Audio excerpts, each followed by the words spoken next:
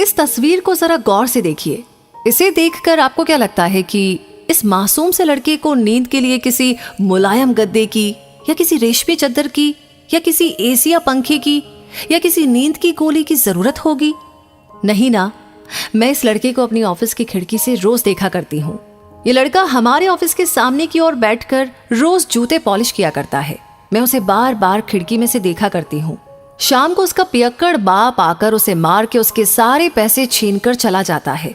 वो रोता रहता है और वहीं रोते रोते उस पत्थर पे सिर रखकर सो जाता है।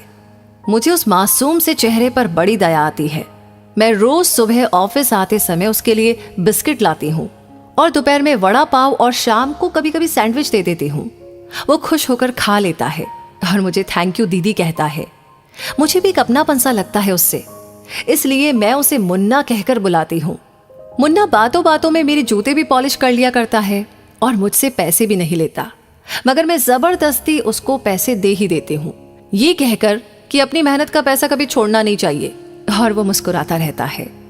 मैंने उससे एक बार पूछा कि क्या तेरा मन नहीं करता दूसरे बच्चों की तरह स्कूल जाकर के पढ़ने का? जी दीदी, मन तो बहुत करता है स्कूल जाने का, मगर मुझे मेरे काम से फुर्सत कहाँ। अगर मैं स्कूल चला गया तो यहाँ सबके जूते पॉलिश कौन करेगा? ये सोच मैंने अपना इरादा बदल दिया। मगर हाँ, देखना दीदी, मैं भी आप ही की तरह एक दिन बड़ा आदमी बनूंगा और आपके साथ ही शादी करूंगा और आपको रोज बड़ा पाव खिलाऊंगा। उसकी बातें सुनकर मुझे हंसी आ जाती और मैं उससे कहती कि उसके लिए पहले तू बड़ा तो हो जा। और वो मुस्कुराकर कहता कि वो तो मैं हो ही जाऊंगा, आप देखती रहना दीदी। मैं हंसकर अपने हाथों से उसके बालों को बिखेरते हुए उससे कहती कि मुझे दीदी भी कहता है और मुझसे शादी की बात भी करता है। तू ना सच में पागल है। मुन्ना अपने कान पकड़कर कहता है, सॉरी दीदी।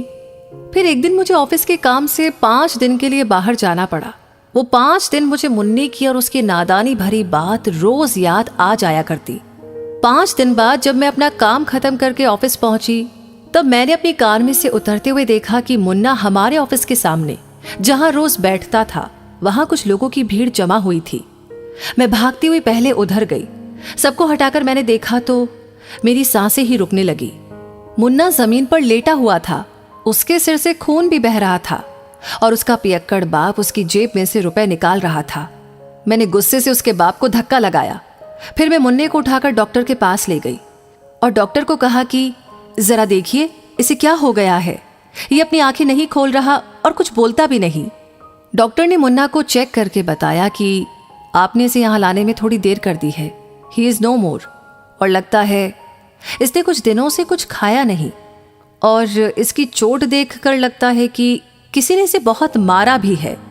ये सुनकर मेरी आंखों से आंसुओं की बरसात होने लगी। मुझे गिरते गिरते डॉक्टर ने संभाला और कुर्सी पे मुझे बैठाते हुए कहा कि आप बैठ जाइए और अपने आप को संभालिए, और पूछा कि ये लड़का आपको कहाँ मिला और ये आपका लगता क्या है? मैंने रोते हुए कहा, ये मुन्ना है, जो मेरा कुछ ना होकर भी मेरा सब कुछ है, जो अब नहीं रहा। शायद मैं जरूरी काम से इतने दिन बाहर ना गई होती। शायद मैंने किसी को बोल दिया होता कि मेरे मुन्ने को रोज वक्त पे खाना खिला देना। शायद इसके बारे में मैंने पहले कुछ सोचा होता तो शायद आज ये मेरे सामने मेरे साथ वड़ा पाव खा रहा होता और मुस्कुरा के कहता, थैंक यू दीदी। मगर अब ये एक सपना बन गया है मेरे लिए।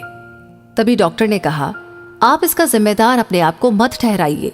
ऊपर वाले की मर्जी के आगे हम कुछ नहीं कर सकते। शायद ऊपर वाला भी यही चाहता होगा। हाँ डॉक्टर साहब, आप शायद सच ही कह रहे हैं। अच्छा ही हुआ, वरना इसका बाप इसे रोज रोज मारता रहता। आखिर कब तक ये सहता रहता। चलो, इस मार से तो इसे मुक्ति मिली। ये कहते हुए मैं उसे अपने हाथों से उठाकर वहां से ले गई और उसे अच्छे से दफना दिया।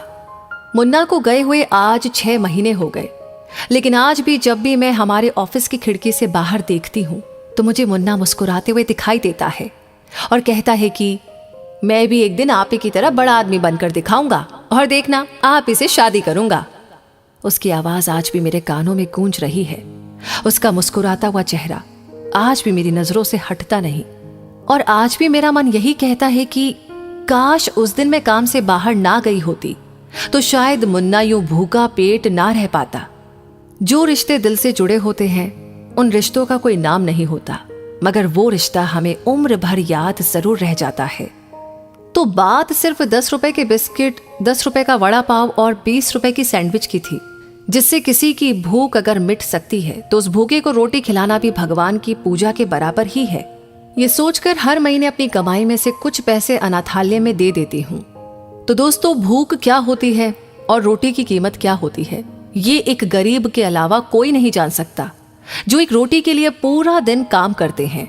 और अगर वही रोटी उससे कोई छीन ले तो उस बच्चे की क्या हालत होती होगी, ये मैंने देखा है। तो फिर ये तो एक नन्हा फरिश्ता था जो किस्मत का मारा था, जिसे मैं शायद ही कभी भुला पाऊं। तो कुल मिलाकर बात यह है कि अगर किसी को 2 वक्त की रोटी देने से किसी की जिंदगी बच सकती है, और अगर वो देने वाले हाथ हम बन जाए, तो शायद कोई गरीब लड़का यूं भूखे पेट कभी ना सोएगा और ना ही भूख से तड़प कर मरेगा। और इस नेक काम के लिए हमारे ऊपर भी एक हाथ है, वो भी कभी हमसे नहीं हटेगा, इतना मुझे पक्का यकीन है। तो दोस्तों, इस वीडियो से आपको क्या सीख मिलती है, कमेंट बॉक्स में लिख करके अपनी राय जरूर दें और इस वीडियो को ज्यादा से ज्यादा शेयर करें। आपका हर एक लाइक, हर एक शेयर हमें मोटिवेट करता है ऐसी ही प्रेरणादायक कहानियां आपके सामने लाने के लिए। साथ ही हमारी हर वीडियो को सबसे पहले पाने के लिए हमारे पेज को फॉलो करना ना भूलें। धन्यवाद।